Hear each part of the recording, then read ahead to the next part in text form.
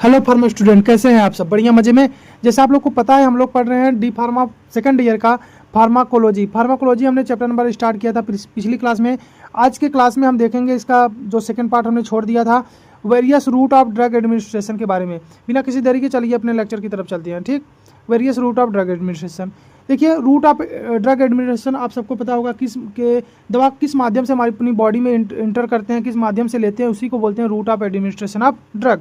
Introduction की बात करेंगे तो route of administration drug defined as the path, ये तरीका way by which the drug is introduce in the body में किस तरीके से ले रहे हैं, उसी को बोलेंगे रूट ऑफ एडमिनिस्ट्रेशन। सरल शब्दों में कहें तो ड्रग को शरीर में पहुंचाने का जो तरीका अपनाया जाता है उसे रूट ऑफ एडमिनिस्ट्रेशन कहा जाता है। There are different types of route of administration and their selection the selection route depends on the following factor. जो भी सिलेक्शन होता है, किस माध्यम से दवा को लेना है, किस रूट से लेना है, अलग अलग रूट होते हैं, किस रूट से लेना है, किस पर डिपेंड करता है, कुछ फैक्टर पे। वो फैक्टर कौन कौन से हैं? जैसे प्रॉपर्टीज ऑफ ड्रग की प्रॉपर्टी क्या है, अगर वाटर सोल्यूबल या लिपिड सोल्यूबल दवा है तो दवा पानी अवस्था में घुलने वाली है या नहीं है। आयोनाइजेशन, यानी उसमें आयोनाइज है, यानी उसमें आयन है कि नहीं है, उस पर डिपेंड करता है। This property decide what where drug can be absorb easily और नॉट। यह सब डिसाइड करते हैं कि दवा आसानी से एब्जॉर्ब होगी कि नहीं होगी। क्लियर। आगे बात करेंगे थेरेपेटिक ऑब्जेक्टिव। जिससे थेरेपेटिक ऑब्जेक्टिव देखेंगे, it means purpose of drug administration such rapid onset action. हो सकता है दवा जल्दी काम करे, ठीक, तो उसको किस माध्यम से देना है। लॉन्ग टर्म, लंबे समय तक के लिए दवा लेनी है तो उसको कैसे देना है। लोकल इफेक्ट के लिए हम किसी विशेष स्थान पर इफेक्ट चाहिए तो उसके लिए भी हम दवा कैसे देंगे। और classification of route of administration हम देखेंगे उसमें। ठीक, रूट ऑफ एडमिनिस्ट्रेशन आज क्लासीफाइज कैसे किया जाता है। ओरल रूट क्या होंगे इसके बारे में अभी पढ़ेंगे। सबलिंगुअल क्या होंगे इसके बारे में पढ़ेंगे। पैरेंटल क्या होंगे इसके बारे में भी पढ़ेंगे। पहला देखिए, पैरेंटल रूट का भी क्लासिफिकेशन होता है। Parental route include route other than the gastrointestinal tract, यानी ऐसा कोई तरीका जिसमें गैस्ट्रोइंटेस्टाइनल ट्रैक्ट यानी जीआईटी का इस्तेमाल ना हो, दवा लेने के टाइम जीआईटी का कोई इसमें रोल ना हो, उन्हें हम पैरेंटल रूट इंक्लूड करते हैं। जैसे इंजेक्शन देखिए, इसमें जीआईटी से कोई मतलब नहीं है। इंट्राडर्मल होता है, इंट्रावेनस होता है, इंट्रामस्कुलर होता है, सबक्यूटेनियस होता है और होते हैं। ठीक, इनहेलेशन मतलब इनहेल कर रहे हैं, स्मेल के माध्यम से ले रहे हैं। अगला लोकल एप्लीकेशन, लोकल अप्लाई कर रहे हैं, जैसे एक्सटर्नल, जैसे ऑइंटमेंट, क्रीम, एनिमा, ये सभी हमारे क्या होते हैं, पैरेंटल होते हैं। देखिए, जो इंजेक्शन का एंगल होता है, अक्सर आपको वाइवा में पूछ लिया जाता है, इसका एंगल बताइए, या आपको पता हो तो आप प्रैक्टिस करेंगे तो चीज़ें आपको मैटर रखती हैं। इंट्रामस्कुलर जो आपका 90 डिग्री मसल्स में लगाई जाती है, सबक्यूटेनियस लेयर में 45 डिग्री पे, इंट्रावेनस वेन में, नस में लगाई जाती है 25 पे। इंट्राडर्मल 10 से 15 डिग्री सेंटीग्रेड पे लगाई जाती है और हमारे डर्मिस स्किन के ऊपर। क्लियर। अब बात करेंगे एक एक करके। अगला अपना क्या है, ओरल रूट क्या होता है। In oral route the drug is place the oral cavity, दवा को कहाँ रखते हैं, ओरल कैविटी में, and along with the water milk, और पानी या दूध के साथ उसको क्या करते हैं, स्वेल, उसको निगल लेते हैं। यह सबसे कॉमनली यूज रूट है, सबसे ज़्यादा यूज किया जाता है इसको। एडवांटेज की बात करें, no special skill requirement for administration of drug, कोई भी स्पेशल स्किल की रिक्वायरमेंट नहीं है, कोई भी दवा को खा सकता है। It is very convenient route, बहुत आसान तरीका होता है दवा लेने का। There are low possibility of adverse drug reaction, बहुत कम पॉसिबिलिटी है कि दवा आपकी एडवर्स रिएक्शन शो करे। Sterilization is not required for orally taken drug, इसका जरूरी नहीं कि दवा जो हमारा आपको स्टेराइल रहे तभी। ठीक, large amount of drug can B administration, अधिक क्वांटिटी में आप दवा को खा सकते हैं। दिस रूट इज पेनलेस, इसमें कोई दर्द नहीं होता है। दिस रूट इज इकोनॉमिकल, इसका जो रूट होता है सस्ता होता है। ठीक, क्यों? क्योंकि आपको पैकेट में दवा निकालना है, बस पानी या दूध के साथ मिला के खा लो। ठीक, बात करेंगे डिसएडवांटेज की। डिसएडवांटेज क्या क्या हो सकता है। On set of action slow होता है, यानी जो दवा आप खाएंगे मुंह के थ्रू, वो इतना जल्दी काम नहीं करेगा। देखिए, खाएंगे कुछ टाइम लगेगा काम करने में। Not useful in clinical emergency, अब इमरजेंसी है तो आप दवा खाएंगे तब दिक्कत हो जाएगा, इमरजेंसी में दवा इसका इस्तेमाल नहीं कर पाएंगे। नॉट यूजफुल फॉर अनकॉन्शियस, यानी जो बेहोश पेशेंट है उनको लिए यूजफुल नहीं होगा। क्यों? या अनकॉन्शियस अनकोऑपरेटिव पेशेंट, या अनकॉन्शियस या अनकोऑपरेटिव, जो कोऑपरेट नहीं कर पा रहे हैं उनके लिए भी ये क्या होंगी, ये सूटेबल नहीं होंगे। क्यों? क्योंकि जो अनकॉन्शियस है, बेहोशी में है, उन दवा तो खा ही नहीं पाएंगे, तो आप कैसे उनको खिलाएंगे। ठीक, नॉट यूजफुल इन वोमिटिंग, मान लीजिए किसी को वोमिटिंग या डायरिया हो रहा है तो उस पेशेंट को अभी नहीं दे सकते। अब पता लगा तो दवा खा रहा है तब तक वोमिटिंग हो जा रहा है। ठीक, उसके बाद फूड प्रेजेंट इन जीआईटी में भी interfere with the drug absorption, मान लीजिए आपने कोई ऐसा भोजन कर लिया है जो आपके जीआईटी में है। और डॉक्टर ने पूछा कि आपने क्या खाया, आपने बता दिया, और फिर वो क्या बोला, ये दवा तो इसके भोजन के साथ इंटरेक्शन कर जाता है, रिएक्शन कर जाता है, तो दवा को नहीं दे सकता। तो कुछ दवाएं क्या होती हैं जो भोजन के साथ रिएक्शन कर सकती हैं, तो उन दवाओं को नहीं दे पाएंगे। क्लियर। या लो गैस्ट्रिक पीएच, डाइजेस्टिव एंजाइम या लीवर एंजाइम में destroy the drug before it reach circulation. या हो सकता है जो आपकी लो पीएच है, डाइजेस्टिव एंजाइम है, लीवर एंजाइम है, दवा को डिग्रेड या खराब कर दें before it reaches circulation. Blood circulation में पहुंचने से पहले ही दवा को क्या कर देंगे, नष्ट कर दें। इट में कॉज इरिटेशन ऑन जीआईटी, और जीआईटी गैस्ट्रोइंटेस्टाइनल ट्रैक्ट में हो सकता है जीआईटी में इरिटेशन कॉज करे। देखिए जो आपका ओरल रूट होता है, आप सबको पता होगा ओरल रूट क्या मुंह के माध्यम से ले रहे हैं, ठीक। ये देखिए आपका देखेंगे सबलिंगुअल, अभी नीचे इसके बारे में पढ़ लीजिए, देख लीजिए लिंगुअल मतलब जीभ के नीचे इसको रखा जा रहा है, ठीक। देखिए क्या है सबलिंगुअल, सबलिंगुअल क्या है, in sublingual route the tablet is plate below the tongue, tongue मतलब जीभ, जीभ के नीचे रखा जा रहा है, allowed to dissolve in the mouth cavity, और उसको अलाउ किया जाता है कि वो माउथ कैविटी में क्या हो, डिजॉल्व हो जाए। जैसे आप लिम्सी विटामिन सी का टैबलेट खाए हैं, उसको सबलिंगुअल लिया जाता है, उसको आप ले जाएंगे जीभ रखेंगे, धीरे धीरे डिजॉल्व होने दीजिए, ठीक। The active drug is absorb through the sublingual mucous membrane directly into blood. जो दवा होगी हमारी म्यूकस मेम्ब्रेन, हमारी सबलिंगुअल जीभ के नीचे वाली जो मेम्ब्रेन है, उसी के माध्यम से कहाँ चली जाएगी, ब्लड में। तो जीआईटी में जाएगी नहीं, तो फर्स्ट पास मेटाबॉलिज्म यहाँ पे देखने को मिलेगा। क्लियर। एग्जाम्पल की बात करेंगे तो isoprenaline tablet use in bronchial asthma में, और glycerol trinitrate use in angina pectoris के अंतर्गत दिया जाता है। एडवांटेज की बात करेंगे, रैपिड ऑनसेट एक्शन, जल्दी काम करेगा किसके, ओरल के अपेक्षा।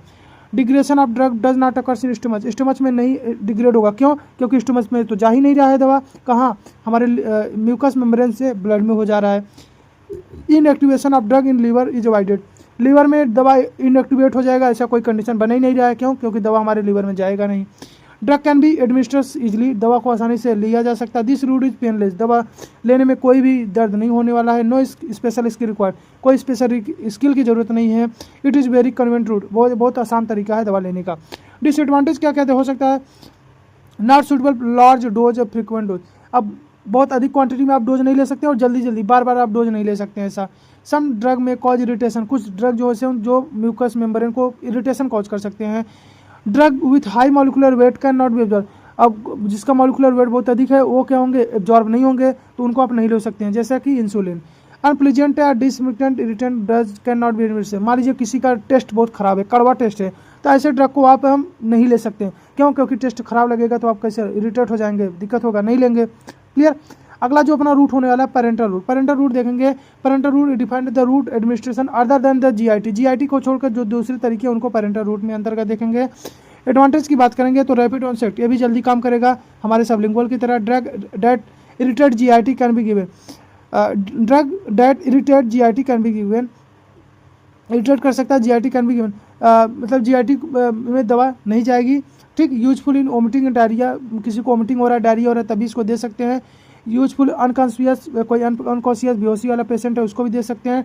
Drug are not destroyed by GIT enzyme, जो गैस्ट्रोइंटेस्टाइनल ट्रैक्ट जो एंजाइम है उसके द्वारा डिग्रेड नहीं हो सके, डिस्ट्रॉय नहीं हो गया, क्यों, क्योंकि जीआईटी में दवा नहीं जा रहा है। Very useful in clinical emergency, clinical emergency में बहुत यूजफुल है, क्योंकि दवा को आप दे सकते हैं। 100% बायोबिलिटी होती है पॉसिबल, किसमें, पेरेंटल रूट में।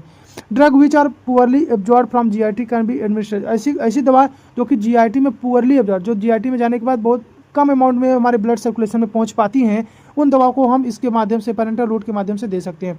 डिसएडवांटेज की बात करेंगे तो स्किल पर्सन की जरूरत होगी, यानी आप यूज नहीं कर पाएंगे, इंजेक्शन लगाने के लिए किसी स्किल पर्सन चाहिए। पेन हो सकता है साइट ऑफ इंजेक्शन, जहाँ पे इंजेक्शन लगी वहाँ दर्द होगा और सब जानते हैं। सेल्फ मेडिकेशन डिफिकल्ट, खुद से मेडिकेशन नहीं ले सकते हैं। स्टेरिलाइजेशन और सिरिंज और नीडल रिक्वायर्ड, सिरिंज और नीडल की स्टेराइल वो बैक्टीरिया माइक्रो फ्री होना चाहिए। Please clear. once a drug enter blood adverse effect cannot be easily reversed or controlled, अगर एक बार दवा ब्लड में के अंदर गया और एडवर्स इफेक्ट शो करने लगा तो उसको इजीली आप रिवर्स नहीं कर सकते, उसको कंट्रोल नहीं कर सकते।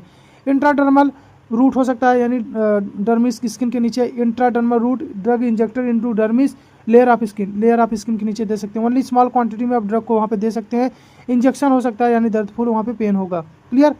आगे बात करेंगे नोट, देखिए क्या है, use for detection of drug allergy like penicillin test, vaccine such as BCG and smallpox given by this route, इस रूट के माध्यम से बीसीजी। बैसिलस कॉलमेटिगोरिन, बीसीजी क्या होता है, बैसिलस कॉलमेटिगोरिन। क्लियर।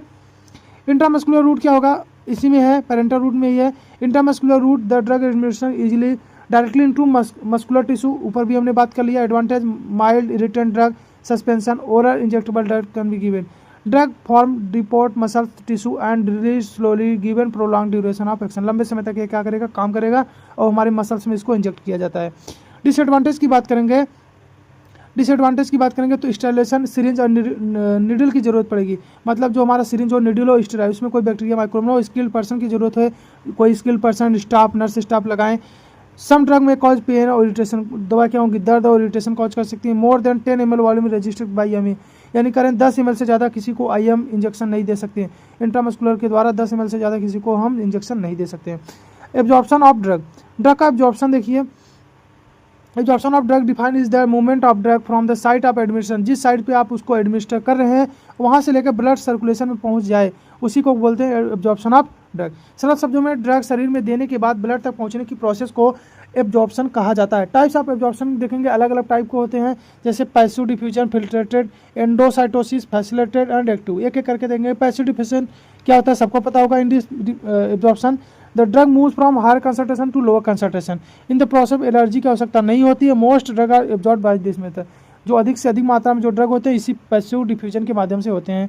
अगला है filtration, in this type of absorption drug molecule pass through the small pores between two cells, दो सेल्स के बीच में जो छिद्र होता है उसके माध्यम से दवा क्या हो रही है, एब्जॉर्ब हो रही है, और इस प्रोसेस में मेनली वाटर सॉल्युबल ड्रग के लिए उपयोगी होता है, ऐसे दवा जो वाटर में सॉल्युबल है।